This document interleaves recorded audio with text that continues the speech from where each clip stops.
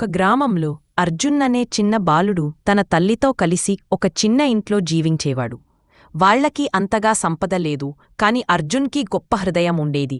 ఒకరోజు అర్జున్ స్కూల్ నుంచి ఇంటికి వస్తున్నప్పుడు రోడ్డు పక్కన ఒక ముసలి అతను ఉన్నాడు.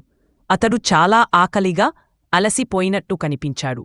అర్జున్ బ్యాగులో తన తల్లి పెట్టిన ఒకే ఒక్క రూపీ మాత్రమే ఉండింది. కాని వృద్ధుడిని చూసి తనకు బాధ కలిగింది. ఆ చిన్న రోటీని ఆ వృద్ధుడికి ఇచ్చేశాడు. వృద్ధుడు చిరునవ్వుతో అన్నాడు, ధన్యవాదాలు బిడ్డా, నీ మంచి నీకు తిరిగి వస్తుంది. అర్జున్ నవ్వుతూ వెళ్ళపోయాడు. తన మనసు చాలా హాయిగా అనిపించింది. ఆ రాత్రి అర్జున్ తన స్కూల్ బ్యాగ్ తెరిచినప్పుడు అందులో ఒక చిన్న మెరిసే జార్ కనిపించింది. అది ముందు లేదు.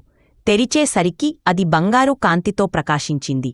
అందులో కొన్ని నాణేలు కూడా ఉన్నాయి. అర్జున్ తన తల్లికి చూపించగా వాళ్ళిద్దరూ ఆశ్చర్యపోయారు, ఆనందపడ్డారు.